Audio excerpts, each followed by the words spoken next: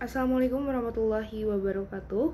Di sini kami akan mempresentasikan hasil dari diskusi kami mengenai hukum asuransi kasus gagal bayar perusahaan asuransi. Di sini kami berisikan 4 orang anggota dengan saya sendiri Intan Handayani dengan NPM 22100, lalu ada Tita Wulansari dengan NPM 22126, lalu ada Marsyanda Intiani dengan NPM 22137, dan yang terakhir ada Nindya Putri 22362. Baik, mungkin langsung saja ke presentasi mengenai materi kami. Kepada rekan saya persilahkan. Definisi gagal bayar. Gagal bayar dalam asuransi adalah kondisi di mana perusahaan asuransi tidak mampu memenuhi kewajiban finansialnya kepada pemegang polis, baik dalam bentuk pembayaran klaim, manfaat polis, maupun pengembalian dana yang telah dijanjikan. Hal ini dapat terjadi akibat berbagai faktor, seperti kesalahan manajemen keuangan, ketidakseimbangan antara aset dan kewajiban, atau kondisi ekonomi yang tidak stabil.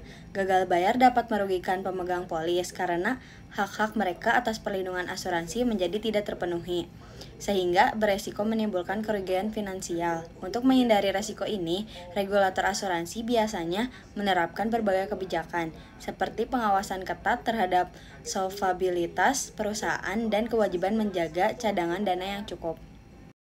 Penyebab gagal bayar perusahaan asuransi.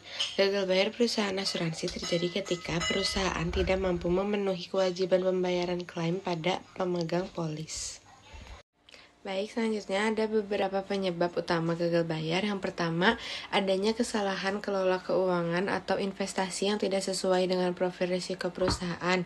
Yang kedua, adanya krisis likuiditas seperti ketidakseimbangan antara jumlah klaim yang harusnya dibayar dan aset likuid yang tersedia. Yang ketiga, ada produk dengan skema tidak sehat seperti produk asuransi yang menjanjikan keuntungan tinggi tetapi tidak didukung oleh strategi investasi yang memadai. Yang keempat, gagalnya investasi seperti penempatan dana di instrumen investasi berisiko tinggi seperti saham atau properti tanpa mitigasi risiko yang baik. Yang kelima, fraud dan kecurangan internal seperti penyalahgunaan dana oleh oknum manajemen atau karyawan. Yang keenam, tingkat klaim yang tinggi atau underwriting yang buruk, seperti salah perhitungan dalam menetapkan premi dan manfaat polis.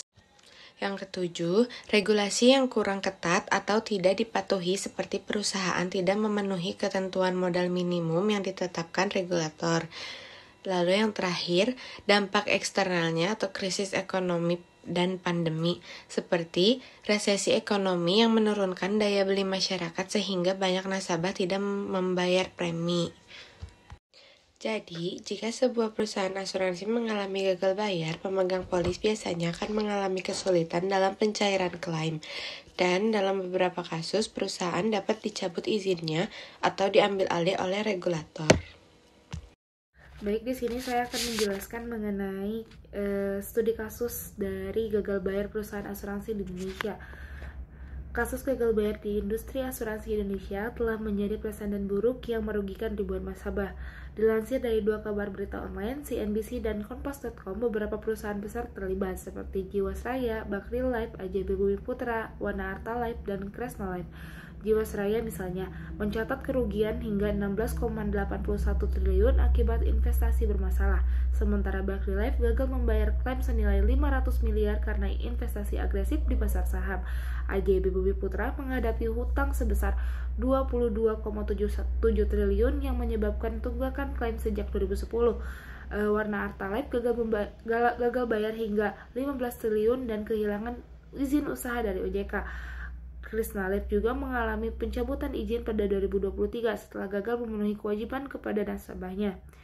Dampak dari kasus-kasus ini sangat luas, di mana kepercayaan publik terhadap industri asuransi menurun drastis. Ribuan nasabah kehilangan dana mereka dan proses penyelesaian berlarut-larut tanpa kepastian. Dan penyebab utama dari kegagalan bayar ini tuh yakni investasi berisiko tinggi, lalu tata kelola yang buruk, dan pengawasan regulator yang lemah, dan mengakibatkan adanya tindakan penggelapan oleh oknum perusahaan. Pemerintah dan OJK juga terus mengupayakan untuk menyelesaikan masalah ini melalui rekonstruksi perusahaan bermasalah, pengalihan polis ke IFG Life, serta peningkatan pengawasan industri asuransi. Namun langkah-langkah ini tuh membutuhkan waktu untuk memulihkan kepercayaan masyarakat terhadap sektor asuransi itu sendiri. Baik, di sini saya akan menjelaskan kasus mengenai perusahaan asuransi yang gagal bayar di Indonesia. Nah, di sini ada perusahaan Jiwasraya. PT Asuransi Jiwasraya atau Persero adalah sebuah badan usaha milik negara Indonesia yang bergerak di bidang asuransi jiwa. Perusahaan ini telah eksis pada tahun 1859 sehingga menjadikan perusahaan ini menjadi perusahaan jasa keuangan tertua di Indonesia. PT Asuransi Jiwa pertama kali mengumumkan gagal bayar pada Oktober 2018 ketika perusahaan tidak mampu melunasi klaim polis nasabah sebanyak 802 miliar. Sejak saat itu, angka gagal bayar produksi JS Saving Plan terus meningkat dan manajemen baru Jiwasraya mengkonfirmasi bahwa mereka tidak akan mampu membayar polis senilai 12,4 triliun yang jatuh tempo pada Oktober hingga Desember 2019. Penyebab utamanya dari gagal bayar ini adalah ketidakcocokan antara imbalan hasil yang dijanjikan pada produk JS Saving Plan dan kinerja investasi yang buruk. Sejak tahun 2006, Jiwasraya telah mengalami defisit yang terus membengkak. Dengan Badan Pemeriksaan Keuangan BPK mencatat kerugian negara akibat skandal ini mencapai 16,81 triliun. Masalah ini diperparah oleh praktik investasi yang tidak transparan dan keputusan manajemen yang tidak hati-hati. Nah, di sini kita bisa lihat secara spesifik mengenai kasus dari Bakri Life yang merupakan salah satu perusahaan besar asuransi di Indonesia. Nah, PT Asuransi Jiwa Bakri Life adalah perusahaan asuransi jiwa yang merupakan bagian dari grup Bakri. Perusahaan ini bergerak di bidang penyediaan produk asuransi jiwa yang dikombinasikan dengan investasi. Kasus gagal bayar yang melibatkan PT Bakri Life terjadi pada produk asuransi dan investasi bernama Diamond Investa. Gagal bayar ini diumumkan pada tahun 2008 ketika perusahaan tidak mampu memenuhi kewajiban sebanyak 500 miliar akibat investasi yang terlalu agresif di pasar saham yang mengalami penurunan drastis akibat krisis global yang dipicu oleh kasus subprime mortgage di Amerika Serikat. Badan Pengawas Pasar Modal dan Lembaga Keuangan BOPEPAM LK kini OJK mencatat bahwa Bakri Life berupaya menyelesaikan masalah ini dengan kesepakatan untuk mencicil kewajiban. Namun, pencicilan tersebut bermasalah dan tidak semua pemegang polis mendapatkan dana mereka kembali. Akibat ketidakmampuan memenuhi kewajiban, izin operasional Bakri Life dicabut oleh OJK pada tahun 2016. Kasus ini berdampak besar bagi nasabah, dengan banyak dari mereka mengalami kerugian finansial yang signifikan. Beberapa bahkan melaporkan dampak emosional yang parah, termasuk depresi dan masalah kesehatan lainnya. Hingga saat ini, penyelesaian kasus Bakri Life masih menjadi perhatian publik dan menjadi pelajaran penting untuk mengenal resiko dalam industri asuransi di Indonesia. Solusi untuk menghindari gagal bayar. Untuk menghindari gagal bayar dalam asuransi, perusahaan asuransi perlu menerapkan manajemen keuangan yang baik dan memastikan keseimbangan antara aset dan kewajiban serta menjaga likuiditas yang cukup. Selain itu, diverifikasi portofolio investasi dapat membantu mengurangi resiko kerugian akibat fluktuasi pasar. Penerapan kebijakan underwriting yang ketat juga penting untuk memastikan bahwa premi yang diterima sesuai dengan tingkat resiko yang ditanggung. Pengawasan dari regulator seperti kewajiban menjaga cadangan dana dan pelaporan keuangan secara transparan turut berperan dalam memastikan stabilitas perusahaan. Bagi pemegang polis, penting untuk memilih perusahaan asuransi yang memiliki reputasi baik, kondisi keuangan yang sehat, serta terdaftar dan diawasi oleh otoritas yang berwenang guna meminimalkan resiko gagal bayar. Lalu di sini ada dampak gagal bayar. Gagal bayar perusahaan asuransi dapat menimbulkan berbagai dampak yang merugikan berbagai pihak, baik pemegang polis, industri keuangan, maupun perekonomian secara umum. Yang pertama ada dampak bagi pemegang polis. Ada kehilangan manfaat asuransi, klaim tidak dibayarkan menyebabkan kerugian finansial bagi nasabah yang bergantung pada asuransi untuk biaya kesehatan, pendidikan, atau dana pensiun. Lalu ada ketidakpastian finansial, pemegang polis yang mengandalkan asuransi untuk masa depan, misalnya asuransi jiwa atau pensiun, dapat kehilangan rasa aman finansial. Lalu ada kesulitan hukum dalam penagihan klaim. Nasabah harus melalui proses hukum yang panjang dan rumit untuk mencoba mendapatkan kembali dana mereka. Lalu ada dampak gagal bayar bagi industri asuransi. Menurunnya kepercayaan masyarakat, kasus gagal bayar dapat mengurangi minat masyarakat untuk membeli produk asuransi yang berdampak pada penurunan pertumbuhan industri. Peningkatan regulasi dan pengawasan. Otoritas keuangan mungkin memperketat aturan yang bisa meningkatkan beban operasional perusahaan asuransi lainnya. Dan ada dampak sistematis pada perusahaan lain. Jika perusahaan gagal bayar memiliki hubungan keuangan dengan perusahaan asuransi lain, misalnya dalam bentuk reasuransi, efek domino bisa terjadi dan menambah risiko kebangkrutan dalam industri. Lalu yang terakhir ada dampak gagal bayar bagi perekonomian umum.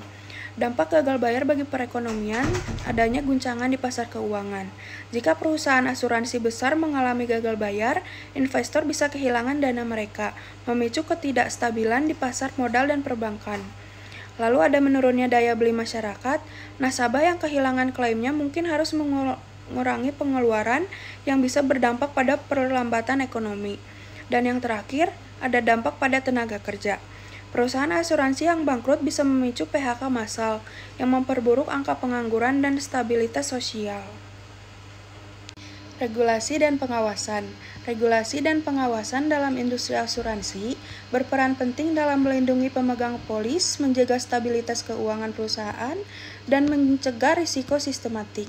Regulasi memastikan perusahaan memiliki dana yang cukup untuk membayar klaim, mewajibkan transparansi produk, serta menyediakan mekanisme penyelesaian sengketa. Untuk menjaga kesehatan keuangan perusahaan, diterapkan aturan modal minimum, risk-based capital atau RBC, pembatalan investasi berisiko, serta kewajiban laporan keuangan berkala. Regulasi juga bertindak sebagai sistem peringatan dini guna mendeteksi potensi gagal bayar dan memungkinkan intervensi seperti restrukturisasi atau pembatalan operasional. Lalu ada pengawasan.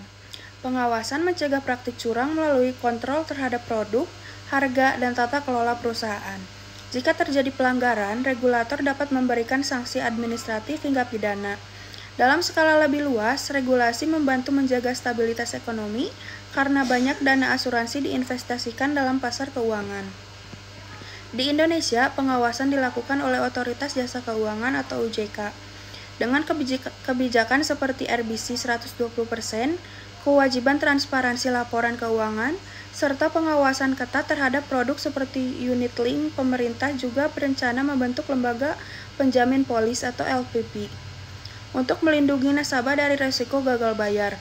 Dengan regulasi yang ketat dan pengawasan yang efektif, industri asuransi dapat berkembang secara sehat, stabil, dan berkelanjutan.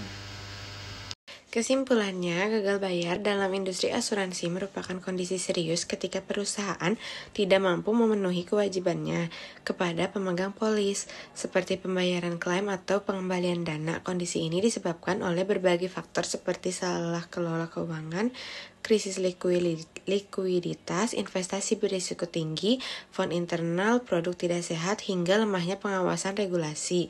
Sejumlah kasus besar seperti Jiwarasya, Bakri Life, AJB Bumi Putra, Wana Arta Life, dan Krishna Life menjadi bukti nyata dampak buruk gagal bayar yang menyebabkan kerugian triliunan rupiah dan hilangnya kepercayaan masyarakat terhadap industri asuransi.